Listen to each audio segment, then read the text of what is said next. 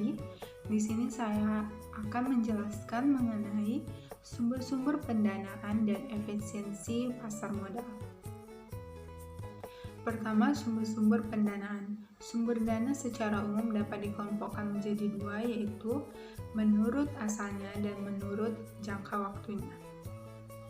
Sumber dana menurut asalnya dapat dikategorikan menjadi dua, yaitu sumber dana internal dan sumber dana eksternal. Yang pertama, sumber dana internal merupakan dana atau modal yang dibentuk atau dihasilkan sendiri di dalam perusahaan. Contohnya laba ditahan dan penyusutan. Dan yang kedua, sumber dana eksternal merupakan sumber dana yang berasal dari luar perusahaan, yaitu dana yang berasal dari para kreditur dan pemilik, peserta atau bagian dalam perusahaan, seperti modal saham, anjak piutang, kreditur bergulir, hipotek, modal ventura, dan lain sebagainya. Kemudian, sumber dana menurut jangka waktunya dikategorikan menjadi tiga.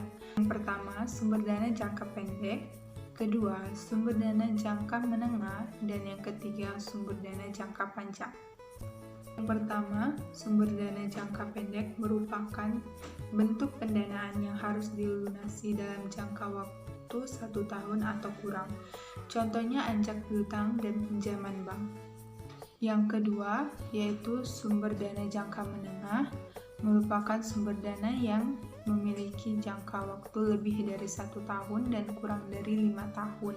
Contohnya, term loan, equipment loan, dan leasing. Dan yang ketiga, sumber dana jangka panjang merupakan pendanaan yang jangka waktu jatuh temponya lebih dari 5 tahun. Contohnya, kredit investasi, hipotek, obligasi, dan saham. Dan lanjut ke pembahasan kedua, yaitu efisiensi pasar modal. Pasar modal atau capital market merupakan lembaga keuangan bukan bank yang mempunyai kegiatan penawaran dan perdagangan efek. Selain itu, juga merupakan lembaga profesi yang berkaitan dengan transaksi jual beli efek dan perusahaan pabrik yang berkaitan dengan efek.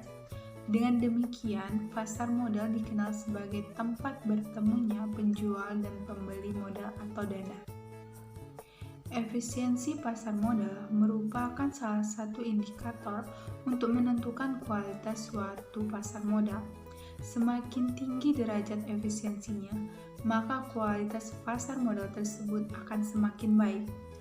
Pada dasarnya terdapat dua jenis efisiensi pasar modal, yakni efisiensi internal dan efisiensi eksternal. Pasar modal semakin efisiensi internal apabila biaya transaksi dalam perdagangan saham semakin rendah. Jadi, efisiensi ini dikaitkan dengan besarnya biaya untuk melakukan pembelian atau penjualan suatu saham.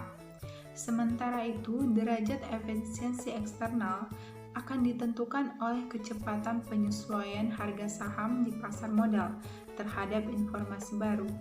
Dengan kata lain, apabila harga di pasar modal mencerminkan semua informasi yang ada dan berhubungan dengan saham tersebut, maka pasar modal akan memiliki efisiensi eksternal yang semakin tinggi.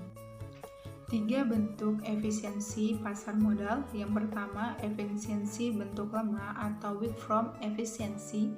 Yang kedua, efisiensi bentuk setengah kuat atau semi-strong from efficiency. Dan yang ketiga, efisiensi bentuk kuat atau strong from efficiency. Efisiensi bentuk lemah atau weak from efficiency menunjukkan bahwa harga merefleksikan semua informasi yang tercantum dalam catatan harga masa lalu. Dalam keadaan ini, investor tidak dapat memperoleh tingkat keuntungan yang lebih tinggi dari keadaan normal secara konsisten dengan menggunakan informasi harga di masa lalu. Dengan kata lain, informasi ini tidak relevan untuk memperoleh tingkat hasil yang berlebih. Efisiensi bentuk setengah kuat atau semi-strong from efficiency adalah keadaan yang tidak hanya mencerminkan harga-harga di waktu lalu, tetapi juga informasi yang dipublikasikan Akibatnya dalam keadaan ini, investor tidak dapat memperoleh keuntungan di atas normal secara konsisten dengan memanfaatkan informasi publik. Tingkat efisiensi terakhir yaitu efisiensi bentuk kuat atau strong form efisiensi dicapai jika harga tidak hanya mencerminkan informasi harga di waktu lalu dan informasi yang dipublikasikan, tetapi juga informasi yang dapat diperoleh dari analisis fundamental tentang perusahaan dan perekonomian serta informasi lain yang tidak atau belum dipublikasikan.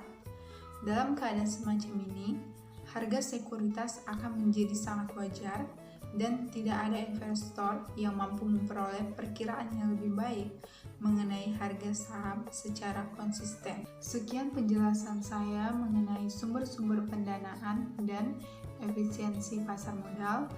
Saya ucapkan terima kasih dan saya mohon maaf bila terdapat banyak kesalahan dalam video kali ini. Wassalamualaikum warahmatullahi wabarakatuh.